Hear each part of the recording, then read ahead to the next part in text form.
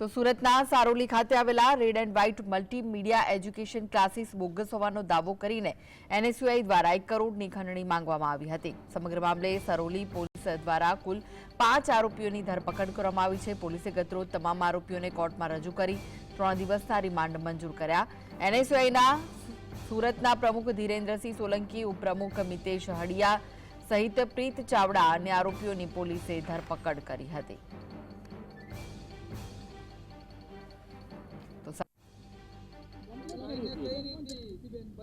કોણ પ્રીતિબેન? એ અંદર રહે ભાઈ, અંદર અડાજન બ્રાન્ચમાં પણ પ્રીતિબેન ડવ કરે। તમારે કોઈ પણ તમે મને ફોન કરજો, બરાબર છે? હું અલ્કેશભાઈ નંબર મોકલાવું, તમે લખો તો લખી લો। મારા બાબા જે ઘટેલા છે ને એની ખાતા તો હાલો મેળા ચાલો ભાઈ।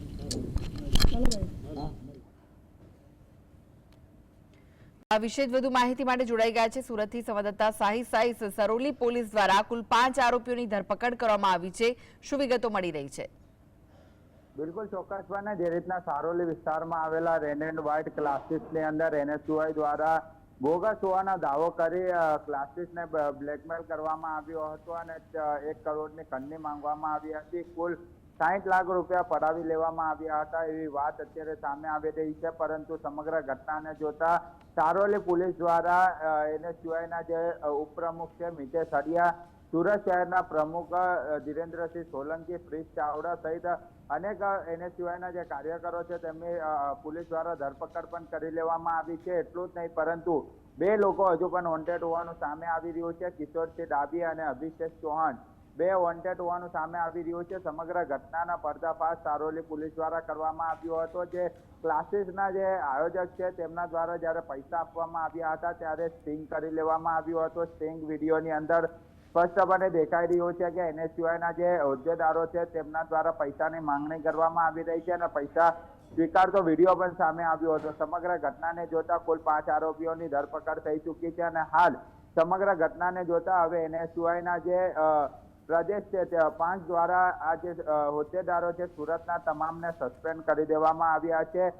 કારણ કે વિદ્યાર્થીઓના હિત માટે એનએસયુઆઈ પાંખ ઊભું રહેતું હોય છે, પરંતુ ક્યાંક ને ક્યાંક હવે આ જે સમગ્ર કાંડ બહાર આવ્યો છે તેના પરથી લાગી રહ્યું છે એનએસયુઆઈના નામથી કેટલાક હવે જે હપ્તાખોરો જે છે તે ચાલતા હતા તેવું સ્પષ્ટપણે સામે આવ્યું હતું। એનએસયુઆઈ પ્રદેશ દ્વારા અત્યારે તમામ જે હોદ્દેદારો છે ગુજરાત શહેર એનએસયુઆઈના જે પ્રમુખ હતા સુરત શહેરના તેમને સસ્પેન્ડ કરી દેવામાં આવ્યા છે, અન્ય કાર્યકર્તાઓને સસ્પેન્ડ કરવામાં આવ્યા છે। સમગ્ર ઘટનાને જોતા પોલીસ દ્વારા ગતરોજ તમામ આરોપીઓને કોર્ટની અંદર રજૂ કરવામાં આવ્યા હતા। કોર્ટ દ્વારા 3 દિવસના રિમાન્ડ પણ મંજૂર કરવામાં આવ્યા છે। એટલે આના અગાઉ પણ કેટલાક ક્લાસીસને આ લોકો દ્વારા ટાર્ગેટ કરવામાં આવ્યા હતા।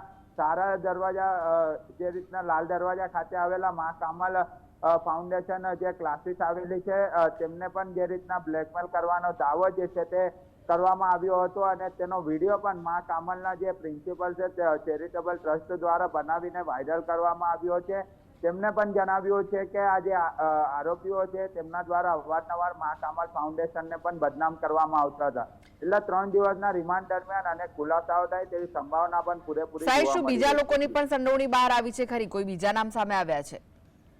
બિલકુલ ચોક્કસપણે જેટલા લોકો પૈસા લેવા માટે ત્યાં પહોંચ્યા હતા તમામના નામો જે છે તે ફરિયાદની અંદર ઉલ્લેખ કરવામાં આવ્યા છે। બીજી તરફ 3 દિવસના રિમાન્ડની અંદર પોલીસ દ્વારા એ લોકોની પૂછપરછ કરવામાં આવશે અને અન્ય ખુલાસા થાય તેવી સંભાવના જોવા મળશે। પરંતુ ક્રિષ્ના ચોક્કસપણે 2 લોકો હજુ પણ વોન્ટેડ છે, જે કિશોરસિંહ ડાભી છે અને બીજા અભિષેક ચૌહાણ એ પણ એનએસયુઆઈના કાર્યકર જ છે, સક્રિય કાર્યકર હતા। પરંતુ જે રીતના લાંબા સમયથી આ રીતના અવારનવાર પ્રેસ મીડિયાને હાથો બનાવી આ લોકો દ્વારા વિરોધ કરવામાં આવતો હતો અને ત્યારબાદ બ્લેકમેલ કરવામાં આવતા હતા।